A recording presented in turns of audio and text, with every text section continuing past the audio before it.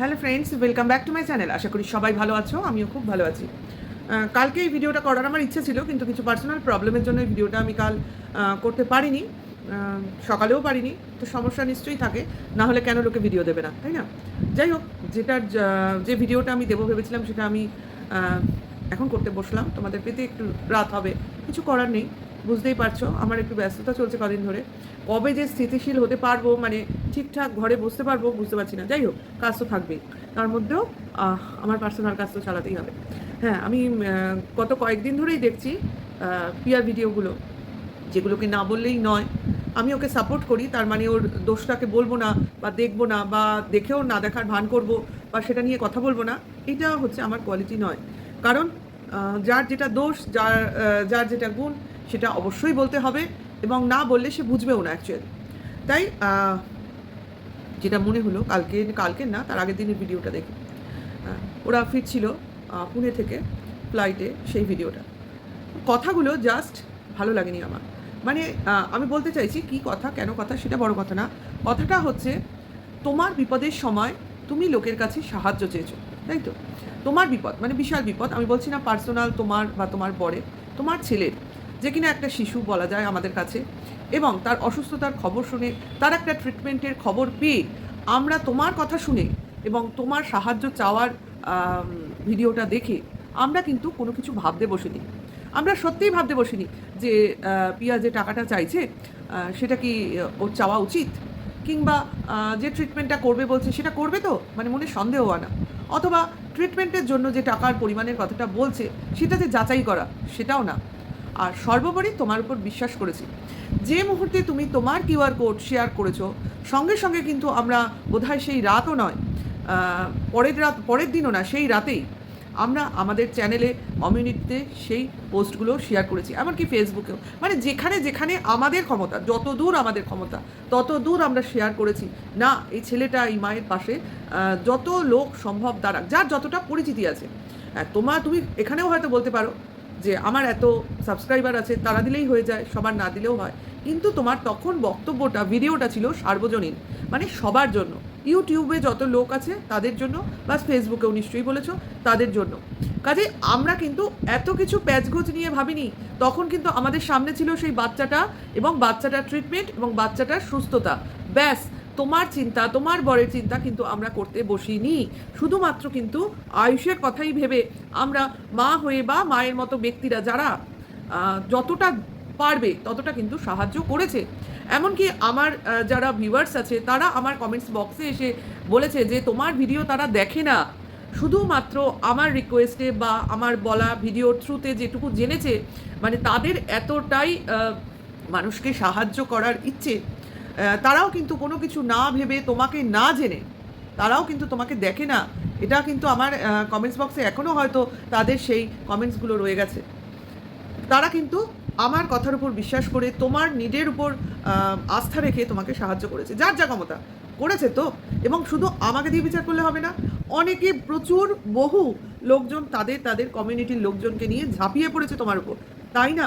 12 লাখ বা তার থেকে বেশি বা কম যা হবে, এক্স্যাক্ট অ্যামাউন্ট আমার বলার এখানে কথা নয়, আমি বলবো না।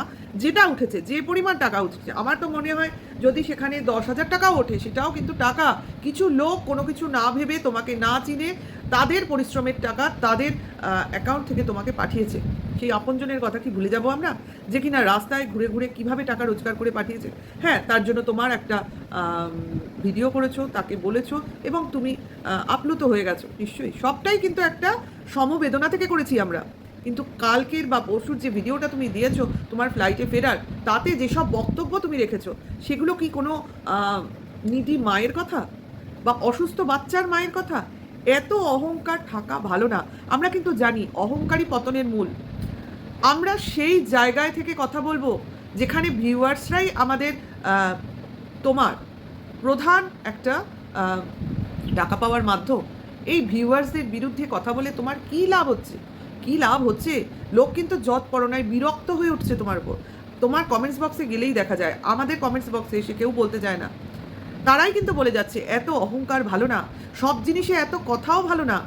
কারণ তুমি যে মোটিভে টাকাটা নিয়েছিলে সেই মোটিভটা তোমার এখন আর লাগছে না, তুমি আবার অন্য একটা ট্রিটমেন্টের দিকে ট্রান্সফার হয়ে গেলে।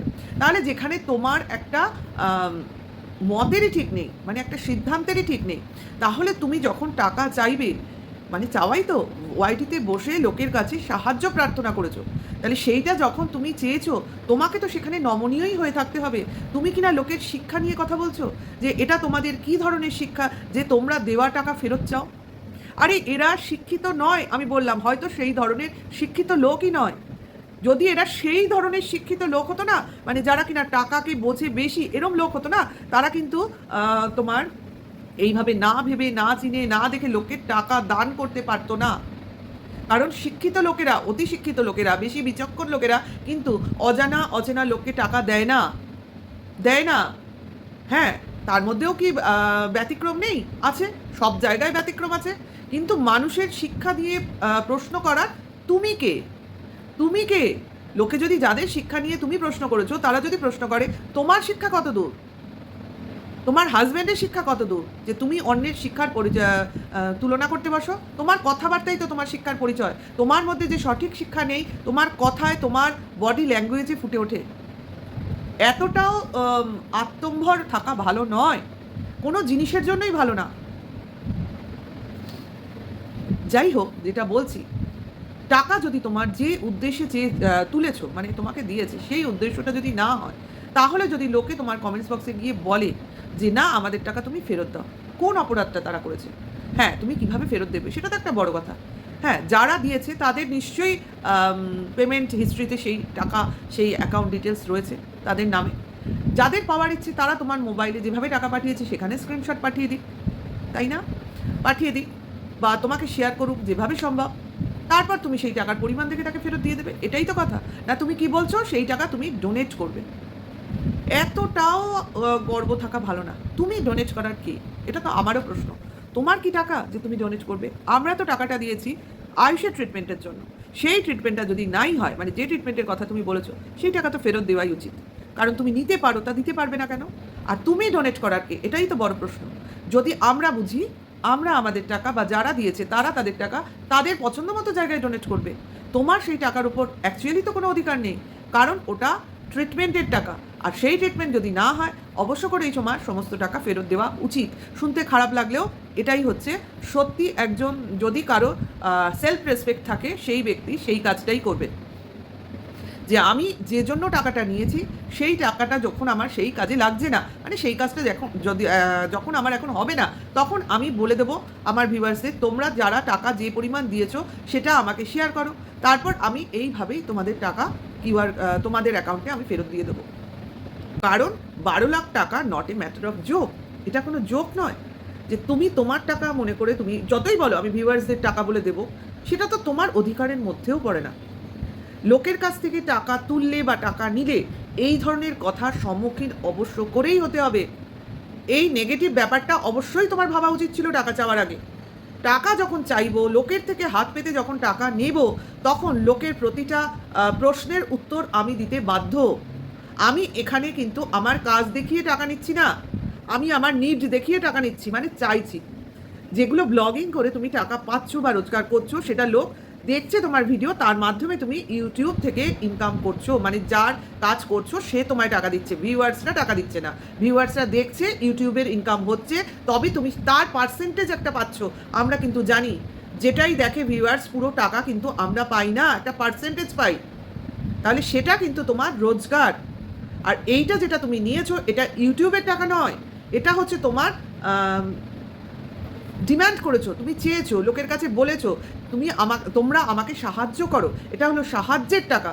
সেই টাকা কিন্তু, সেই টাকার উপর একমাত্র যদি কারোর অধিকার থাকে সেটা হচ্ছে তোমার ছেলে আয়ুষের, এবং সেই টাকাটা শুধুমাত্র যে বিএমটির নাম করে নিয়েছো সেই ট্রিটমেন্টের টাকা। এই টাকা অন্য কোনো খাতেই দেওয়া তোমার যদি আত্মসম্মান থাকে তাহলে ব্যবহার করা উচিত নয়।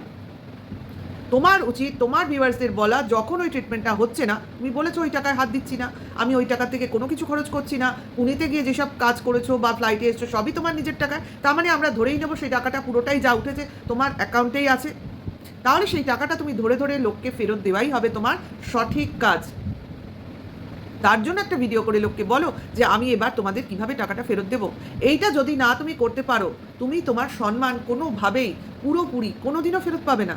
এটা কিন্তু আমি একজন শুভচিন্তক হিসেবেই বলবো, কোনোদিনও ফেরত পাবে না। কারণ এই যে ঘটনাটা ঘটলো, আমরা প্রত্যেকে এর মধ্যে ইনভলভ ছিলাম, আমরা প্রত্যেকে তোমার পাশে থাকতে চেয়েছি, কিন্তু আজ যখন এইভাবে তোমার মুখ দিয়ে আমরা আমাদের প্রতিদানগুলো ফেরত পাচ্ছি, তখন কিন্তু এটা কন্ট্রোভার্সির আন্ডারেই চলে গেল। কিচ্ছু করার নেই।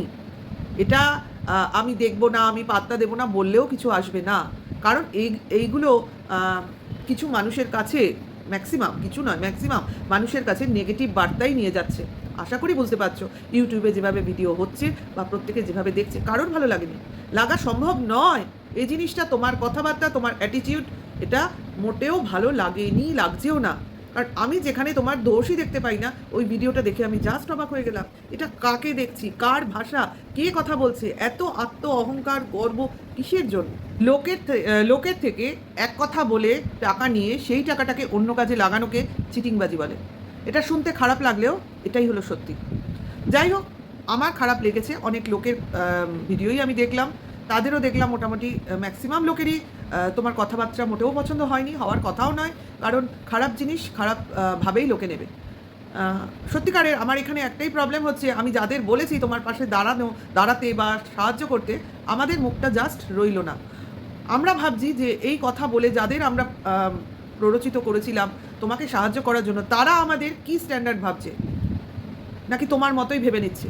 আমি আমার সেই ভিউয়ার্সদের কাছে যারা পিয়ার পাশে দাঁড়িয়েছিল সেই সময় এবং টাকা পয়সা দিয়েছিল, তাদের কাছে আমি হাত জোর করে ক্ষমা চেয়ে নিচ্ছি যে দেখো ভাই, আমি খুব সাদা মনে ওর কথা শুনে, ওর ভিডিও দেখে ওর কিউআর কোড আমার কমিউনিটিতে শেয়ার করেছিলাম এবং তোমাদের উদ্দেশ্যে বলেওছিলাম যাতে তোমরা সাহায্য করো।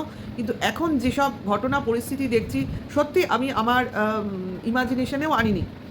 তোমরা আমাকে ক্ষমা করে দিও। এরপরে এরকম কোনো ঘটনা যদি আমার সামনে কোনো সময় এসছে, মানে এইরকম ধরনের কাউকে সাহায্য, কিউআর কোড মুক্তমুখ দেওয়ার আগে 10 বার কেন 100 বার ভাবতে বসবো। কারণ প্রকৃত নিড বা প্রকৃত ব্যক্তিকে চেনা ইউটিউবে খুব মুশকিল। আমি সত্যি বলছি, আমি এই ধরনের কাজ করার আগে অনেকবার ভাববো। কারণ এই ঘটনা থেকে শিক্ষা নেওয়া উচিত। এই যে লোকে কিউআর কোড শেয়ার করে না, আর বলে টাকা দাও, আমার অমুক দাও, আমার তমুক দরকার, সত্যিকারের যদি তোমরা কাউকে ব্যক্তিগতভাবে না চেনো, দিও না টাকা, সত্যিকারের দিও না। কারণ আমার মনে হয়েছে এইভাবে টাকা চাওয়ার তো কোনো প্রয়োজন নেই। যদি মানুষের সত্যিকারের টাকার প্রয়োজন হয় না চিকিৎসার জন্য, অনেক সমাজ কল্যাণমূলক সমিতি আছে বা তোমার কাউন্সিলর আছে যে কোনো জায়গার, মানে রাজনৈতিক নেতারা, তাদের কাছে গিয়ে বললে তারা ওই লোকালিটি থেকেই নানাভাবে টাকার ব্যবস্থা করে দেয়। এইভাবে ইউটিউবে বসে কিউআর কোড শেয়ারের মাধ্যমে যারা টাকা চায়, অ্যাকচুয়ালি এখানে টাকা দেওয়াই উচিত না। কারণ আমরা তো কাউকে দেখতে যাচ্ছি না, শুধু ভিডিও মারফত তাকে চিনি বা জানি। কাজে অপরিচিত অজানা লোককে তোমরা টাকা দিও না সত্যিকারে। কারণ প্রত্যেকেরই পরিশ্রমের টাকা, প্রত্যেকেই রক্ত জল করা পয়সা। সত্যিকারে কেউ তো সবাই তো আর ভিক্ষা চাইতে পারে না, না। প্লিজ আমি বলবো, এই ঘটনা থেকে সবাই শিক্ষা নিও, আর আমাকে তোমরা ক্ষমা করে দিও এই সব শেয়ার করার জন্য। সরি, আমি চেষ্টা করব এর পরের বার থেকে সমস্ত ব্যাপারটা খুব যাচাই করে তারপর কোনো কাজে এগোতে। তোমাদেরও বলবো সমস্ত যাচাই করবে, আমাদের কথায় ভেবে চিনতে তবেই এগোবে। শুধু কথা শুনলে আর দিয়ে এইভাবে দিও না, কারণ প্রকৃত নিড বোঝাটা খুব মুশকিল। ঠিক আছে, তাহলে এই ভিডিওটা এখানেই শেষ করছি। তোমাদের ভালো লাগলে লাইক কমেন্টস অবশ্য করেই শেয়ার করো। আমি চাই আমার ভিডিওটা লোকের সামনে যাক, আমার ক্ষমা প্রার্থনাটা লোকে দেখুক, শুনুক। ঠিক আছে, বাই। তাহলে এই ভিডিওটা এখনকার জন্য এইটুকু। আবার আসবো অন্য সময় অন্য একটা নতুন কোনো ভিডিওর সাথে। টাটা।